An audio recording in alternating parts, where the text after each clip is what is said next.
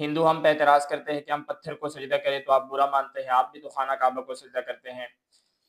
देखें हम खाना काबा की तरफ मुँह करके नमाज़ पढ़ते हैं, खाना काबा की इबादत नहीं करते। खाना काबा हमारा डायरेक्शन है, खाना काबा हमारा माबूद नहीं है।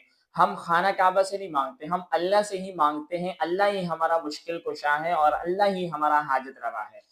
जबकि हिंदू लोग जो मूर्ति को सजदा करते हैं, वो उसी को माबूद मानते हैं और उसी को हाजत रवा और उसी को मुश्किल कुशा मानते हैं। जबकि हम माबूद अल्लाह को मानते हैं, खाना काबा सिर्फ़ हमारा डायरेक्शन है। बाकी रही बात कुरान करीम में अल्लाह रब्बुल इज़्ज़त ने हुक्म दिया फ़वल्लि वजहक शत्रुल मस्जिदिल हराम कि आप मस्जिद हराम की तरफ अपना रुख फेर लें। तो इस आयत के अंदर रुख फेरने का हुक्म है, इस आयत के अंदर इबादत करने का हुक्म नहीं है। तो लिहाज़ा हम खाना काबा की तरफ सिर्फ़ रुख फेरते हैं, खाना काबा की इबादत हम नहीं करते।